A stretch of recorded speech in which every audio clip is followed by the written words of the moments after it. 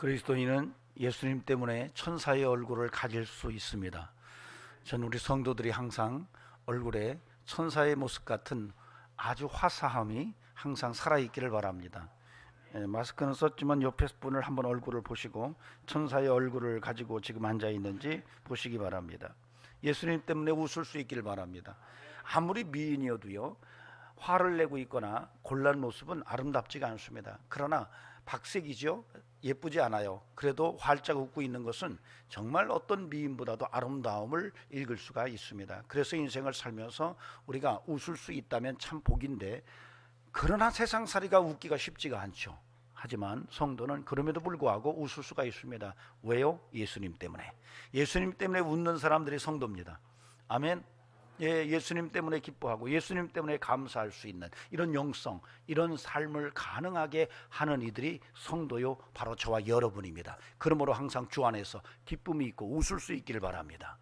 얼굴이 천사 같은 그런 모습으로 살아간다면 하나님의 은혜가 여러분의 삶에 갑절이 될 줄로 믿습니다. 이제 어떤 목사님을 만났는데 그런 말씀 하시더라고요. 사역을 할 때에 늘 기쁨으로 했대요. 어떤 일을 맡기든 그저 짜증내지 않고 원망하지 않고 맡겨진 일에 기쁨으로 자원하는 마음으로 했더니 희한하게 하는 일들이 다 잘 되더래요. 여러분 이거 아시기 바랍니다. 어떤 직장에서 일하든 어떤 사업체를 운영하든 여러분 정말 기쁨으로 하세요. 아침에 일어날 때 기대감을 갖고 일어나시고 기도하면서 오늘도 기쁨으로 해야지. 여러분 마귀는 여러분의 그 기쁨을 빼앗아 가려고 할 겁니다. 화내게 만들고 짜증내게 만들고 원망하게 만들고 불평하게 만들고 사람들과 싸우게 만들고, 그래서 절망과 좌절과 우울감 속에서 정말 사망의 음침한 골짜기를 걸어가도록 그렇게 마귀는 여러분을 유혹할 겁니다. 여러분 그것을 거절할 수 있기를 바랍니다. 단호하게 아니다, 나는 예수로 말미암아 그런 삶을 원치 않는다라고 하면서 여러분 정말 믿음으로 항상 주 안에서 예수님 때문에 기뻐하고 감사하는 이런 영성과 신앙의 삶이 여러분에게 드러나면서 영혼이 잘된 처럼 범사가 잘되고 강건케 되는 은혜가 있기를 바랍니다. 아멘. 여러분 사도행전 6장에 가면은 하나님께서 초대교회 공동체 일꾼을 세우는 이런 이 사건이 기록되어 있습니다. 그때에 일꾼을 세울 때에 일꾼의 자격을 성경에서 언급을 해놨어요. 여러분 잘 알죠? 어떤 사람을 일꾼으로 세웠나요? 사도행전 6장 3절에 보면은 퀴즈도 많이 냈는데, 첫째로 지혜가 충만하고, 그 다음에 지난번에 사도행전 성경 퀴즈 했는데 그거 다 하시더만. 뭐가 충만하죠? 확실히 정현숙 권사님 얘기해 보세요. 뭐예요? 성령 충만하고 칭찬들을 말하고, 김경원 권사님 지혜가 있으시고. 대부분이 이제 이 본문을 우리가 읽을 때 성령과 지혜가 충만하고 그리고 칭찬 듣는 사람 일곱을 일꾼으로 세웠다, 이렇게 이해를 하고 있습니다.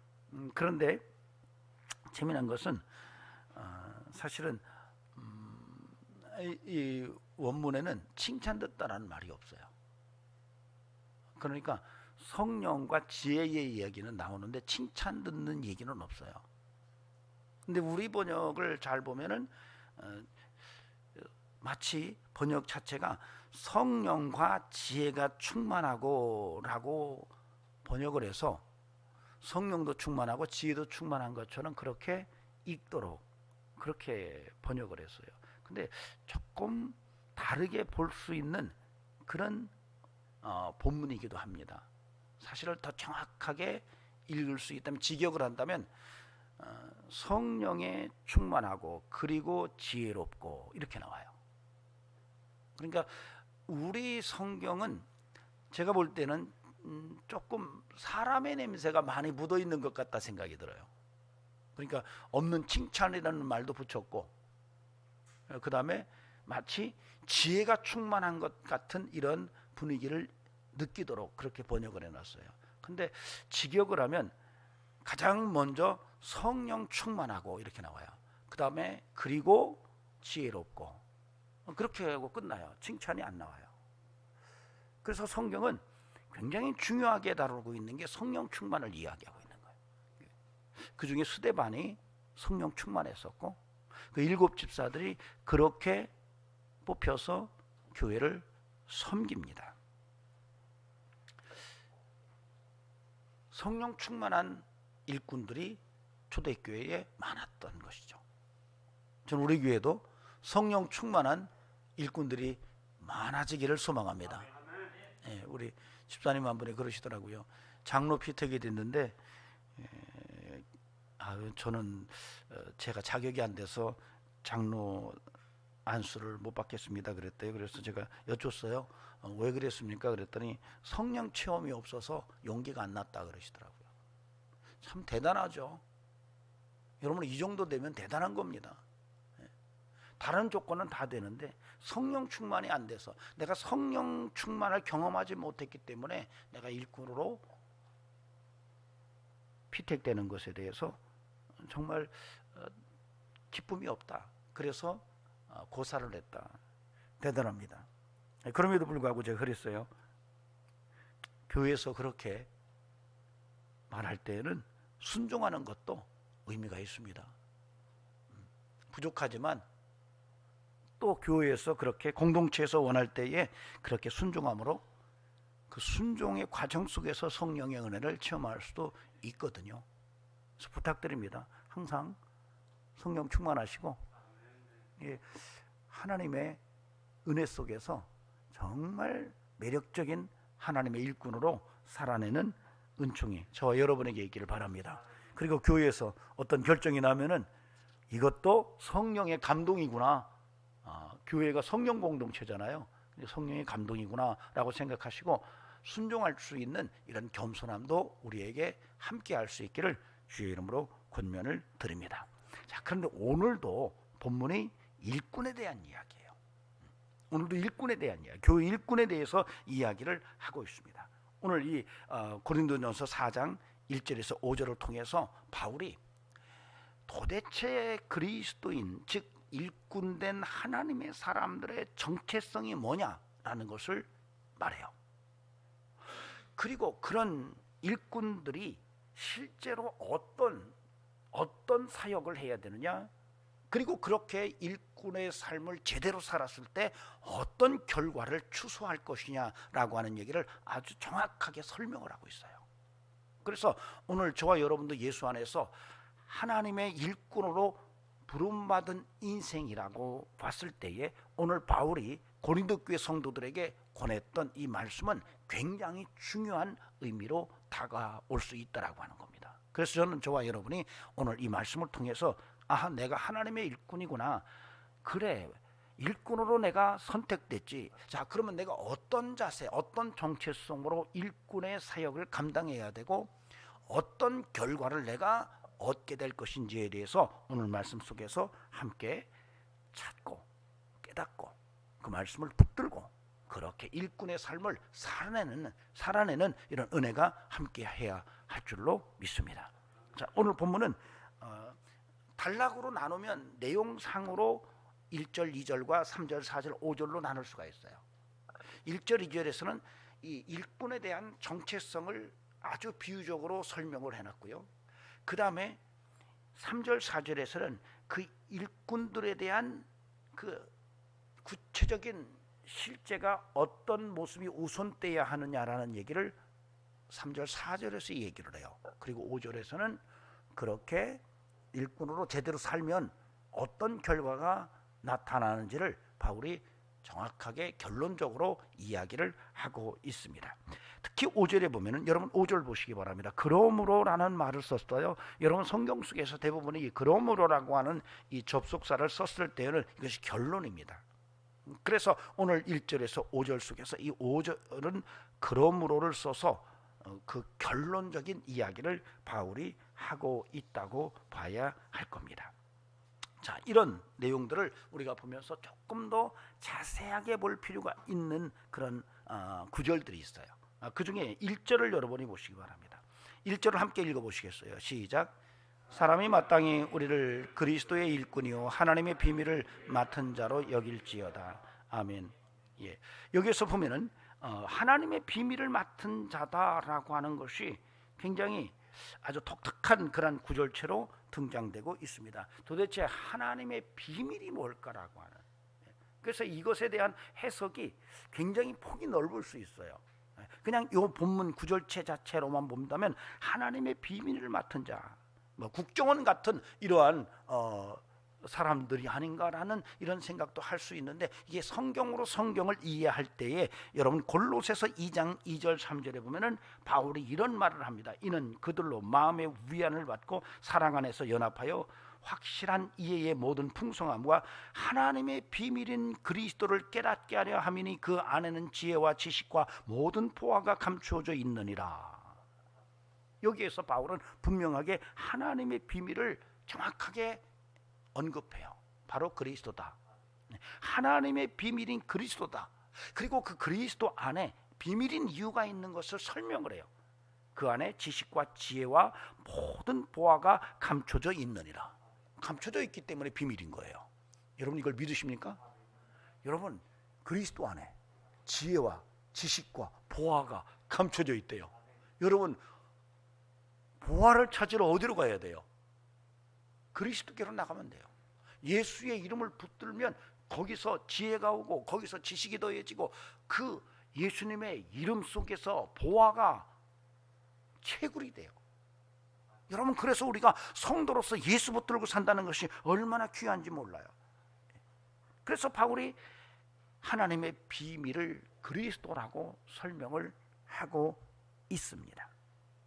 자, 그렇다면 오늘 본문은 우리가 조금 더 이해가 쉬울 수 있어요. 사람이 마땅히 우리를 그리스도의 일꾼이요 그리스도의 맡은 자로 여길지어다, 이렇게 쉽게 설명할 수가 있어요.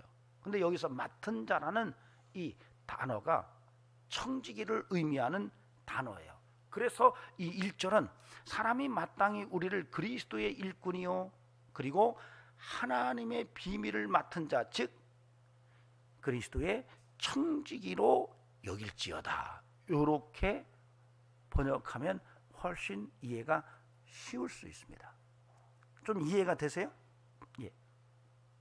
자, 그런데 여기에서 이 그리스도 일꾼이라고 하는 이 단어가 가진 의미가 굉장히 깊어요. 이 단어는 노를 젓는 사람을 의미해요. 일꾼인데 바울이 그리스도의 일꾼을 설명하면서 노를 젓는 그러한 모습으로 이야기를 했어요. 그리고 그 다음에 맡은 자, 하나님의 비밀, 즉 그리스도의 청지기라고 제가 설명을 했는데 바로 이 맡은 자도 사실은 청지기를 의미해요. 목사님, 청지기가 뭡니까? 어떤 것을 관리하도록 위임을 받은 자죠. 쉽게 말하면 은행에 우리가 돈을 맡겼어요. 그 은행장이 그 돈을 관리하는 거죠. 자기 것은 아니에요. 그것처럼 어떤 일을 하나님께서 우리에게 맡긴 거에 대한 그런 대리자를 청지기라고 우리가 말할 수가 있는데, 바울은 오늘 본문 속에서 바로 그리스도의 일꾼이고 그리고 그리스도의 청지기라고 말을 해요. 그러니까 그리스도의 노젓는 자예요. 그리고 그리스도의 위탁받은 어떤 것을 그리스도가 맡겨준 그런 것을 관리하는 자로 일꾼들을, 하나님의 사람들을 설명하고 있다는 거예요. 그리고 그들에게 유일하게 원하는 것은 바로 충성이다, 이렇게 이야기를 하고 있습니다. 자, 그 다음에 우리가 좀 봐야 될 것은 3절부터예요. 3절 보면은 3절에 판단이라는 말이 나오죠. 3절에서 그 다음에 또 비슷한 단어가 또 나오죠. 3절에서 또 판단이 또 나와요. 그 다음에 4절에서 뭐가 나오죠? 판단과 유사한 동종어가 나옵니다. 뭐가 나오죠? 심판. 근데 사실 이 단어가 다 똑같은 단어예요. 그러니까 판단이라는 단어와 심판이라는 단어가 같아요. 그 다음에 5절에 보면 또 판단이라는 말이 나와요. 근데 번역을 제가 볼 때는 3절에서 판단, 그 다음에 4절에서 심판, 그 다음에 5절에서 판단, 이렇게 했는데 사실은 3절, 4절에서 판단은, 심판은 같은 단어고 이 5절에서의 단어는 약간 달라요. 그래서 그 단어가 사실은 크리노라는 단어를 썼는데 이 5절에서는 크리노라는 단어를 썼고 바로 3절 4절에서는 아나크리노라는 말을 썼어요. 아나라는 말은 다시라는 말이에요. 즉 뭔가를 판단하고 조사하는데 한 번 더 보는 거예요. 근데 5절에서는 한 번에 끝나는 그러한 판단을 말해요. 그래서 사실은 우리가 한 번 더 본다는 얘기는 조금 유연한 것을 얘기해요. 한 번에 끝낸다라고 하는 것은 더 이상 묻지 말라는 얘기예요. 그래서 사실은 3절, 4절, 5절로 이어지는 이 판단과 심판은 오히려 5절에서는 심판으로 번역하고 앞에 있는 세 단어는 그냥 판단으로 번역했더라면 더 내용이 정확했을 것 같다라는 생각이 들고, 그리고 3절, 4절의 판단보다는 5절의 판단이 심판으로 번역되면서 더 강력한 그러한 의미를 갖고 있다라고 읽혀져요. 여러분 그런 것들을 우리가 일단 보시기 바랍니다. 그 다음에 5절에 우리가 살펴볼 것은 그러므로라고 하면서 결론이 나오는데, 여기에서 보면은 종말론적인 이야기가 등장을 해요. 때가 이르기 전에 곧 주께서 오시기까지 아무것도 판단하지 말라. 즉 주님이 다시 오실 것이다 라고 이야기를 합니다. 그전에는 아무도 판단하지 말라 이렇게 얘기를 하는 거예요. 그러니까 바울은 임박한 주의 재림을 믿었던 사람이에요. 주님이 곧 오신다고 생각을 하고 자신의 삶을 살았던 그런 삶이 바울의 인생이었던 것을 보게 됩니다. 그러면서 주님께서 마지막 그렇게 오실 때에 충성된 일꾼들에게 하나님이 칭찬할 거다, 이렇게 이야기를 하고 있습니다. 이게 본문을 오늘 우리가 본 그런 구체적인 좀 더 살펴본 내용들이에요. 자, 이 말씀을 통해서 오늘 우리가 하나님의 메시지를 들을 수 있기를 바랍니다. 여러분 하나님의 음성이 들려지기를 바랍니다. 사람의 말이 아니기를 바라요. 사람의 말이 들리면 안 돼요. 자, 저를 좀 보세요. 살짝 웃고 예수님 때문에 웃고 뭔가를 쓰는 것, 저는 늘 그래요. 뭐 어떤 분들은 뭘 자꾸 쓰더라고요. 쓰는 순간 쓴 걸 놓으면 다 사라져요. 어디다 써야 돼요? 마음에 써야 돼요. 노트에 쓰면 노트 놓고 가면 다 잊어버리잖아요. 근데 노트 들고 다니지도 않고 쓰는 순간 정말 집중력을 잃어버리기도 해요. 그러니까 여러분 설교를 들을 때는 들음을 통해서 믿음이 나기 때문에 쓰는 것보다는 잘 들으세요. 그리고 마음에 꼭 심으세요. 심겨지게 돼 있어요. 하나님 말씀은. 그러니까 저를 딱 보시고, 자, 오늘 본문 속에서 하나님의 음성이 들려져야 돼. 사람의 말이 들리면 안 돼요. 근데 첫 번째 하나님의 말씀은 1절 2절에서 들려요. 그리스도의 일꾼과 청지기의 정체성이 뭐냐라고 하는 거예요.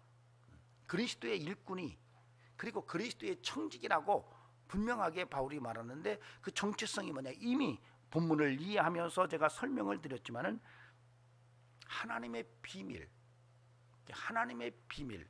즉 그리스도의 일꾼이고 그리스도의 청지기라고 하는 이 분명한 이해를 우리가 오늘 다시 한번 마음속에 심을 수 있어야 할 것입니다. 저는 우리 삶에 정말로 이 그리스도의 일꾼의 의미가 분명하게 자리 잡았으면 좋겠고, 또 그리스도의 청지기라고 하는 이 의미가 분명하게 자리를 잡을 수 있었으면 좋겠어요. 여러분 우리는 그리스도의 일꾼이고 그리스도의 청지기예요. 근데 아까 말했지만은 일꾼이라는 말이 뭐예요? 노를 젓는 거예요. 노를. 그냥 일하는 게 아니에요.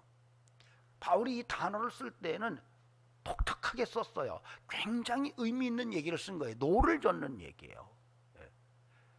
여러분 그리스도의 일꾼은 그리스도의 노 젓는 이들이다, 이런 말이에요. 또 그리스도의 청지기는 그리스도가 주신 사명의 관리자들이다. 그리스도가 내게 준 것을 관리하는 그러한 집사에 해당하는 사람이다라고 하는 거예요. 여러분 노 젓는다는 것을 잊지 않았으면 좋겠어요. 그리고 청지기라는 것을 잊지 않았으면 좋겠습니다. 여러분 한번 생각해 보세요. 노를 저을 때 가끔 우리가 영화를 보면은 고대 전투씬을 보면은 배 밑에서 노를 젓는 이들이 있어요. 여러분 정말로 이 노 젓는 이들이 거의 다 노예거나 전쟁 포로거나 그런 것을 우리가 느껴요. 그들은 배가 침몰할 때 제일 먼저 죽는 거예요. 심지어는 쇠사슬로 다 묶어놨어요. 근데 그 노젓는 이들의 노젓는 것을 박자를 맞춰가면서 젖도록 만들어요. 어떤 사람이 북을 막 치면은 그 북의 박자에 맞춰서 함께 젓는 거예요. 그런데 이 타이밍이 안 맞으면 노젓는 효과가 안 나타나요. 이런 단어를 바울 사도가 그리스도의 일꾼이라는 이 의미로 사용했다는 것은 얼마나 의미가 깊은지 몰라요. 저와 여러분이 그리스도의 일꾼이에요. 그렇습니까? 그렇다면 노젓는 자라는 사실을 잊어서는 안 돼요. 여러분, 노를 저어요. 그런데 내가 어려워서 좀 덜 저으면 누군가가 더 저어야 돼요. 여러분, 교회 공동체 안에 교회라고 하는 이 배를 이끌어 나가는데 그 배를 이끄는 노젓는 노꾼들이 있는데 그들이 함께 마음을 합해서 노를 저어야 되고, 내가 안 저으면 누군가가 더 힘껏 저어야 된다라고 하는 이 생각을 담아서 바울이 그리스도의 일꾼이라고 이야기하고 있다는 거. 여러분, 우리가 교회 안에서 내가 그리스도의 일꾼이라고 말했을 때에 그 의미를 정말 우리가 깊게 들여봐야 될 필요가 있다는 거죠. 여러분 어떻습니까? 여러분 교회에서 노를 젓고 있나요? 여러분이 그리스도의 일꾼이라면 교회라고 하는 이 공동체를 앞으로 나아가도록 하게 하기 위해서 노를 저어야 되는데, 여러분 정말 여러분이 배 가장 밑에 들어가서 그렇게 힘겹게 노를 젓고 있나요? 이름도 없고 빛도 없어요. 이들은 전쟁에 승리해도 그들이 어떤 공격을 따지거나 그럴 수가 없어요. 그런데 정말로 중요한 일은 이 노젓는 이들이 없었으면 배를 끌고 갈 수가 없었고 전쟁에 승리할 수가 없었어요.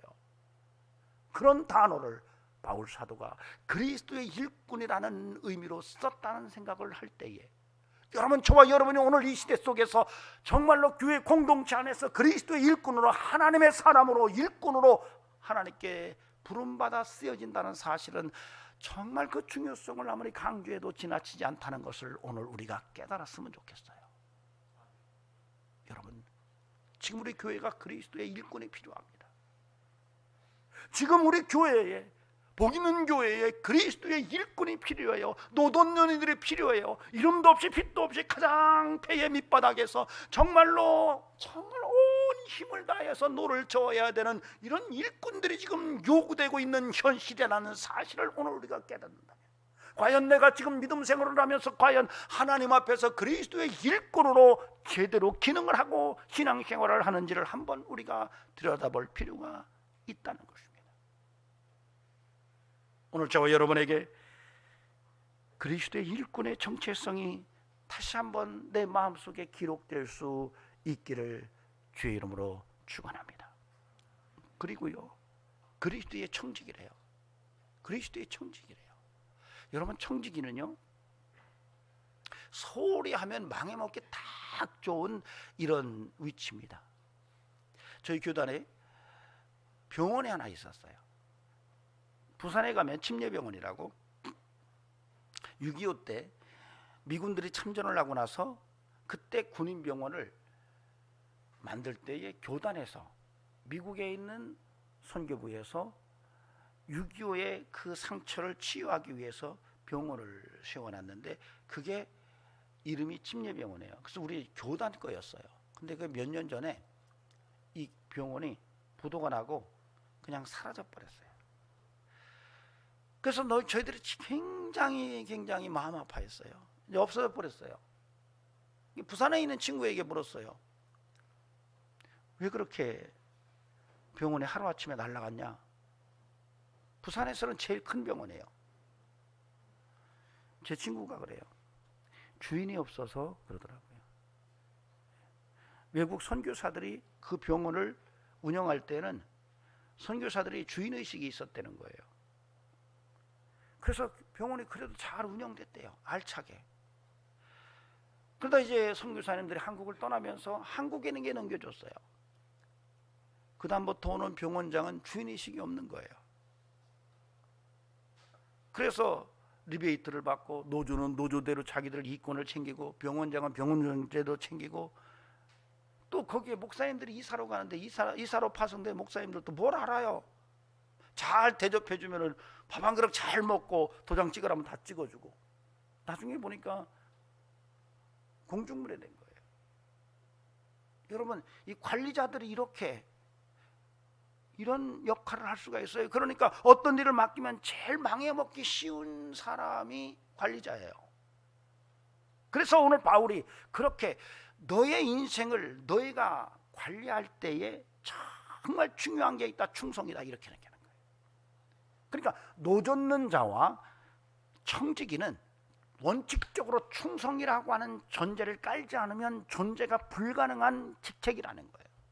오늘 그런데 바울이 그런 직책을 바로 하나님의 사람들에게, 예수 믿는 성도들에게 그런 직책이 있음을 상기시키고 있다는 거예요.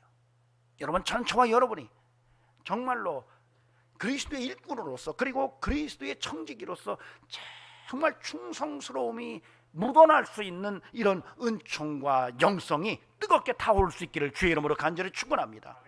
여러분, 우리가 정말로 예수 믿고 그리스도의 일꾼으로, 그리스도의 청지기로 살아가는데 충성심이 빠져 있다면 여러분, 이거 건달이에요. 건달. 가방만 들고 왔다 갔다 하는 거예요.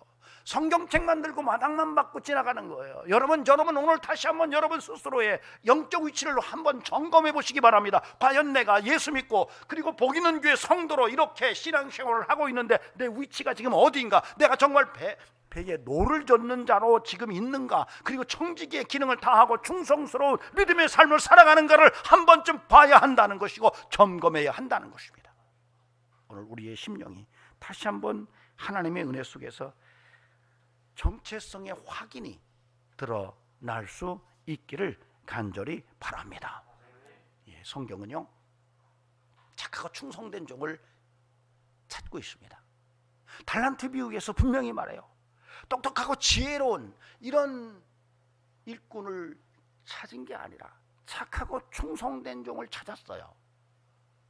유능한 종을 찾은 게 아니에요. 정말 충성된 종을 찾았어요. 마음을 두고 있는 그런 일꾼을 성경은 찾고 있다는 거예요.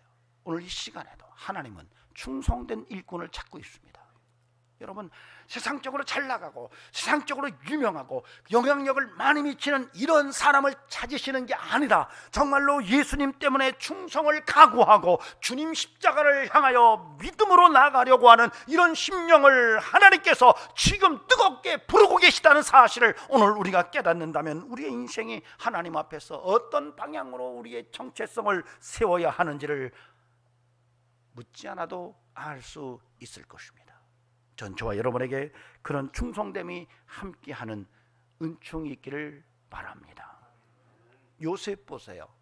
우리가 이제 요셉은 노예로 팔려가서 애굽에서 입지전 쪽으로 그 애굽의 총리까지 올라가는 겁니다. 왕 빼놓고는 최고 높은 자리까지 올라가요. 일반인으로서.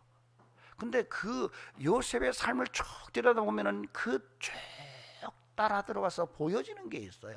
여러분, 그게 충성입니다. 여러분, 요셉은 작은 일을 맡겨도 충성스러웠고 그 충성스러움을 뺀다면 요셉의 인생을 설명할 수가 없어요. 하나님 앞에서나 사람 앞에서 정말로 충성스러웠던 인생이 요셉의 삶이에요. 그러니까 하나님께서 네가 작은 일에 충성했으니 큰 일을 맡긴다라고 하는 이 공식이 적용된 사람이 바로 요셉이라고 볼 수 있어요. 여러분, 다윗 보세요. 아버지의 양을 칠 때에 사자와 곰이 이 양을 물어가요. 그러면 성경은 그렇게 기록해놨어요. 다윗이 찾아가서 사자의 갈기를 붙들고 그 양을 되찾아왔다고 그렇게 써놨어요. 여러분, 이거 충성스러움이 없으면 안 돼요. 그렇잖아요. 목숨 걸고 하는 거예요. 여러분, 성경은 믿음의 충성됨이 강력한 메시지로 담겨져 있어요. 그러므로 저와 여러분이 신앙생활하면서 정말로 오늘 바울이 말한 대로 하나님의 사람이라면, 그리고 진정한 일꾼이라면, 청직이라면 충성됨이 요구된다라고 하는 것을 오늘 우리가 다시 한번 확인하고 그런 삶으로 한 걸음 나아가는 저와 여러분이 되기를 간절히 소망합니다. 자, 두 번째로 우리가 생각할 것은 3절 4절이에요. 너에게나 다른 사람에게나 판단받는 것이 내게는 매우 작은 일이라 나도 나를 판단하지 아니하노니 내가 자책할 아무것도 깨닫지 못하나 이로 말미암아 의롭다함을 얻지 못하노라. 다만 나를 심판하실 이는 주시니라. 여러분 여기에서 바울이 판단이라는 말을 3번 반복해요. 이 판단이라는 말을 3번, 아나크리노라는 말을 3번 반복하고 있는데, 사실은 이 본문을 이해하려면 당시 고린도 교회 상황을 좀 우리가 이해할 필요가 있어요. 그래야만이 이 본문 속에서 하나님의 메시지가 들려와요. 여러분 우리가 잘 아는 대로 고린도 교회는 어떤 교회였습니까? 고린도 교회는 뭐가 있었죠? 파벌이 있었던. 그래서 그들은 나는 바울파야, 나는 게바파야, 나는 아볼로파야, 나는 그리스도파야. 다시 말하면 파벌이 형성돼서 서로 굉장히 분쟁도 많았고 시끄러웠던 교회 중에 하나가 이 고린도 교회였던 거예요.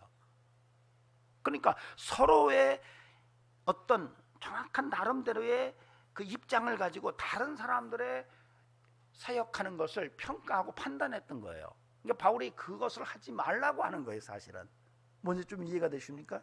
예. 야, 나는 아볼로파야, 나는 게바파야, 나는 그리스도파야, 나는 바울파야 라고 하면서 서로 그룹을 형성해서 막 서로 논쟁을 벌이고 판단하고 막 그럴 때에 바울이 그 얘기를 다 듣고 나서 무슨 소리야, 무슨 소리야, 그런 판단하지 마, 주님 오실 때까지 그거 하지 마, 이렇게 지금 이야기하고 있는 거예요. 왜요? 연합 때문에, 하나됨이 필요했기 때문에.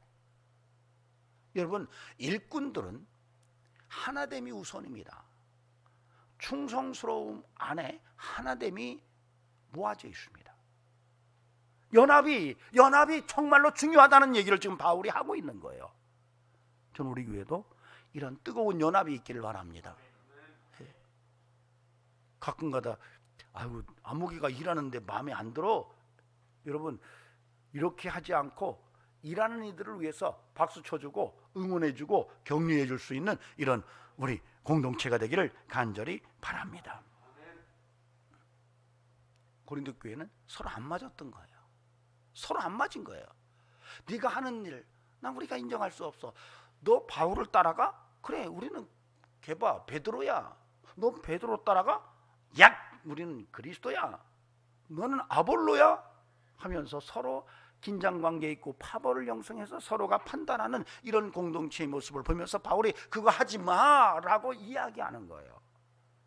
여러분 우리가 연합이 얼마나 공동체 속에 소중한지를 알아야 돼요. 전 저와 여러분이 끊임없이 이 공동체의 연합을 위해서 우리를 스스로 우리를 깨트리고 거기서 생수를 뽑아내는 이런 은혜가 있기를 바랍니다. 여러분 정말 우리가 생수를 얻으려면 바위를 쪼개서 내는 거예요.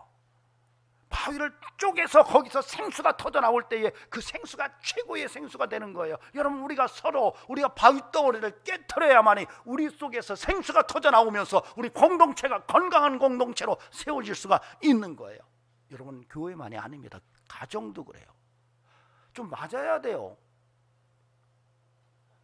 저 얼굴 좀 보세요. 좀 얼굴 좀 맞대고 합시다. 좀 맞아야 돼요. 부부간에도 좀 맞아야지. 어떤 분이 그러더라고요. 우리 남편은 내게 로또야 그러더라고요. 야, 여러분 남편이 로또래요. 그런 소리 들으시는 분 손 들어보세요. 구문재 권사님, 이용진 장로님이 로또죠? 제가 얼마나 웃었는지 몰라요. 로또래요. 그래서 야 그거 괜찮네 그랬더니 안 맞는데요. 뭔지 아시겠어요? 그렇게 안 맞을 수가 없대. 그렇게 안 맞을 수가 없대. 부부간에. 원래 부부간에는 안 맞게 만나는 게 맞아요. 안 맞게 만나야 이 톱니바퀴처럼 서로 잘 조화를 이룰 수 있는 거예요. 똑같으면은요 함께 못 삽니다.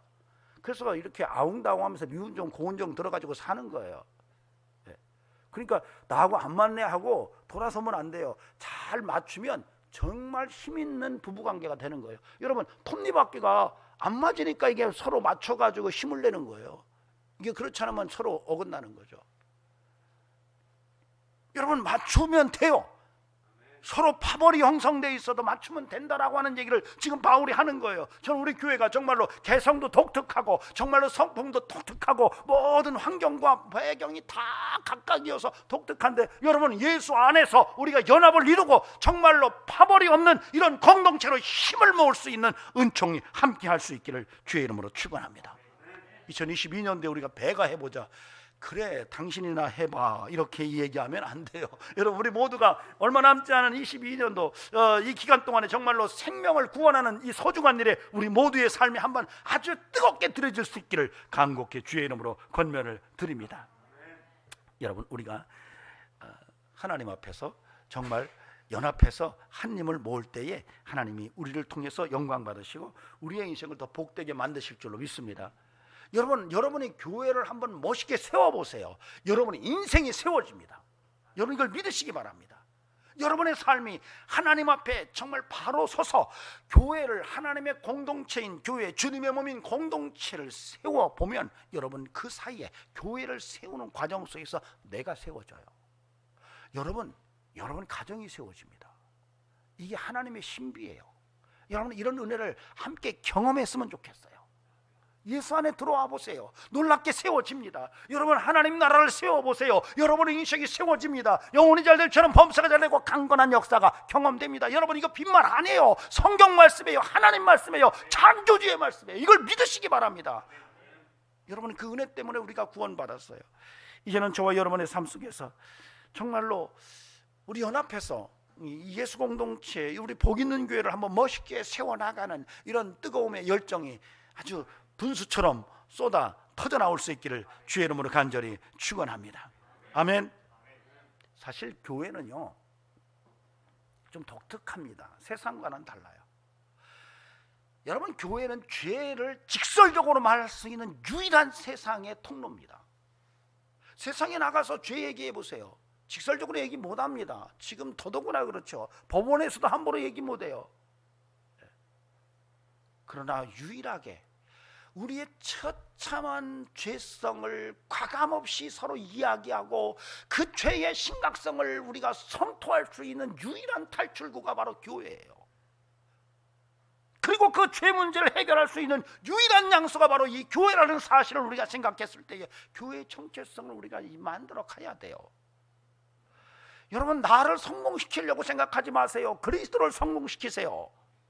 오늘날 많은 교회 성도들이 나를 성공시키려고 교회에 나와요. 그런데 여러분 성경은 분명히 말합니다. 너희가 성공하는 게 아니야. 하나님이 성공해야 돼. 너희가 성공하는 게 아니야. 그리스도가 성공해야 돼. 이렇게 이야기하고 있어요. 여러분 이거 잘 들어야 돼요. 오늘 우리 교회가 여러분 산으로 가고 있어요. 교회가 왜 존재하는지까지도 잃어버리고 있어요. 오늘 우리가 연합해서 교회의 참다운 모습을 정말 예수 그리스도의 살아계심을 열방 속에 드러내고 하나님 나라의 확장을 위해서 여러분 작은 여러분의 인생이 모두 합해져서 하나님께 큰 역사를 이뤄내는 은총과 축복이 함께하기를 바랍니다. 마지막으로 5절 말씀, 여러분 분명히 하나님께서 이렇게 말씀하세요. 칭찬이 있으리라. 하나님으로부터 칭찬이 있대요.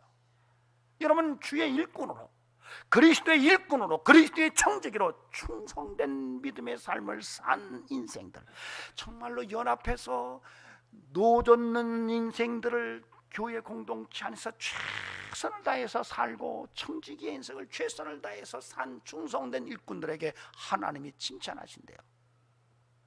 물어봅시다. 칭찬 받을만 하십니까? 하나님께? 물어보겠어요. 손 들어보겠어요. 난 칭찬 못 받을 것 같다. 그래서 손 드시네. 손 드시지 말라고 그렇게 물은 건데. 칭찬 받을 것 같다. 이렇게 하면 손 안 드실 거라고 생각해서 칭찬 못 받을 것 같으면 손 들어 했더니 그래도 과감하게 그런데 또 손 드시네. 주여. 근데 그렇습니까? 그래도 그렇게 손든 분들이 나중에 칭찬 받을 거예요.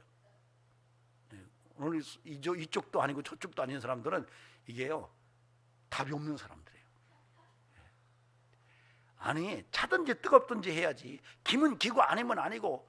여러분 그래서 나는 칭찬 못 받을 것 같아요. 이렇게 손을 탁 들면 이 사람 회개할 수 있는 사람. 예? 예, 할렐루야. 근데 우리는 사람에게 칭찬받으려는 게 많아요. 근데 여러분 분명히 아시기 바랍니다. 사람에게 칭찬받는 것은 풀의 꽃과 같아요. 사람에게 칭찬받는 것은 풀의 꽃과 같아요. 여러분 하나님께 칭찬받으려고 인생 사세요. 하나님께 칭찬받는 것이 가장 중요한 거예요. 여러분 성경에 보면 다윗을 하나님께서 내 마음에 합한 자다 이렇게 말해요. 얼마나 귀한가요? 성경에 그렇게 하나님이 내 마음에 합한 자라고 딱 찍어서 말하는 사람은 다윗밖에 없어요. 그럴 이유가 있어요. 여러분 다윗은 철저하게 하나님 중심이었어요.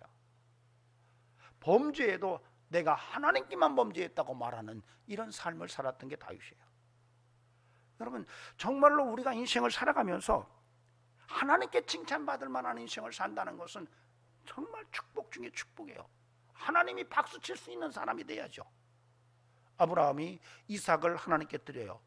여러분 사실 그 본문을 쭉 읽어보면 하나님이 급해져요. 나중에는 하나님이 아브라함에게 야, 네 자식 좀 바쳐라 그랬더니 아브라함이 막 할렐루야 하고 가는 거예요. 가서 그냥 아들을 그냥 제단에 올려놓고 칼을 빼서 드리려고 할 때에 하나님이 급해요. 그래서 아브라함아 아브라함아 반복해서 강력하게 두 번을 부르시고 그의 손을 잡으시는 거예요. 하나님이 급해요. 여러분 저는 그 다음에 이 아브라함이 여호와 이레를 말해요. 왜냐하면 가시덤불 속에 순양이 있었거든요. 하나님은 미리 그렇게 예비하셨어요. 저는 그 모습을 보면서 하나님이 박수다. 아브라함에게 하나님이 보내는 박수다. 즉 다시 말하면 아브라함은 하나님이 박수 칠 만한 사람이었다는 거죠. 골리앗이 하나님을 모욕할 때 다윗이 나가요. 모두가 기죽이고 있을 때 소년 다윗이 나가서 만군의 여호와의 이름으로 내가 나간다고 하면서 그를 처단했을 때에 하나님이 다윗을 향하여 박수 쳤을 것 같아요. 여러분 하나님도 박수 치실 때가 있어야 돼요. 여러분의 인생을 바라보면서 하나님이 박수 치실 만한 인생이 가능한가? 여러분 인생 이제 그렇게 오래 못 살아요. 100년 안에 다 가세요. 여기 대부분 성화 빼놓고는, 성하고 현진이 빼놓고는. 모르죠. 김용경 연원은 254 사시면 뭐 여러분 금방 가잖아요.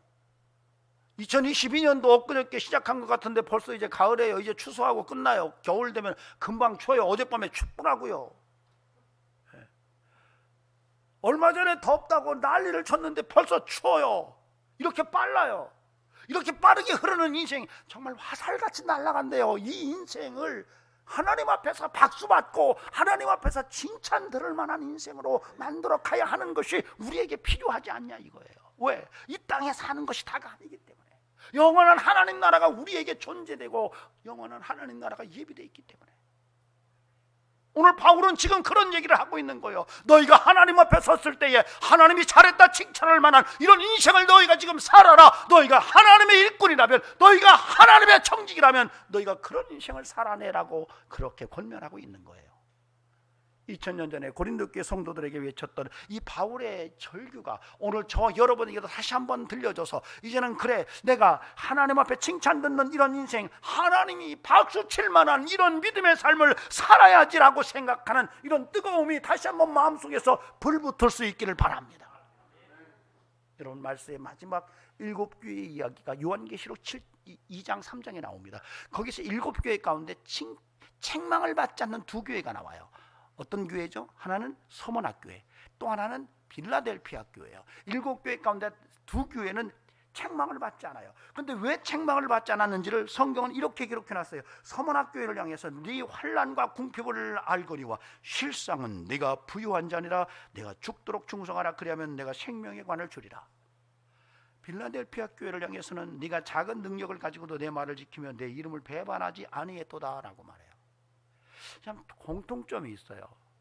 이 서머나 교회도 환난과 궁핍이 있었어요. 그리고 이 빌라델피아 교회도 작은 능력이 있었을 뿐이라고 그래요.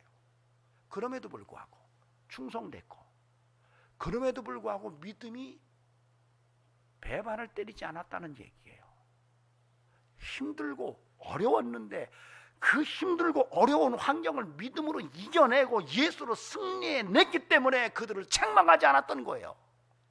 여러분, 지금 우리에게도 마찬가지예요. 우리의 인생이 초라할 수 있어요. 우리의 인생이 정말 부족할 수 있어요. 우리의 인생이 남과 비교하면 정말로 부끄러운 모습일 수 있어요. 그럼에도 불구하고 우리가 예수 붙들고 사는 삶에서는 누구보다도 밀려가지 않고 정말 하나님이 박수칠 만한 이런 인생으로 우리가 나가야 하지 않겠는가라고 하는 거예요.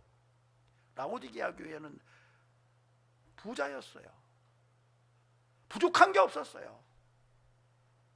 그들이 스스로 말하기를 우리가 부족한 게 뭐냐라고 외쳤지만은 성령께서는 그 라오디게아를 향하여 너희가 너 자신을 보기 위해서 안약을 사서 너희 눈에 넣어서 너희의 모습을 봐라. 너희가 얼마나 벗었고 가난한지 영적으로 본 거예요. 사람 앞에서 박수 받으려고 하지 맙시다. 사람에게 칭찬 들으려고 하는 게 아니에요. 성도는 적어도 그리스도의 일꾼들은 하나님께 박수 받고 하나님께 칭찬 듣는 이런 인생이 돼야 돼요. 그래서 여러분, 마태복음 6장에서 너희가 사람에게 보이려고 하지 말아라. 어떤 구제를 하려고 할 때 사람에게 보이려고 하지 말아라. 너희가 기도하려고 할 때 거리에 서서 손들고 하려고 하지 말아라. 사람에게 보이려고 하지 말아라. 사람에게 박수 받으면 이미 하나님께 박수 받는 일이 끝난다라고 이야기하고 있어요. 저와 여러분에게 주님 앞에 섰을 때 하나님이 잘했다 칭찬할 수 있는 그런 놀라운 일꾼의 삶이 뜨겁게 타오를 수 있기를 주의 이름으로 간절히 축원합니다. 기도하시겠습니다. 존귀하신 하나님,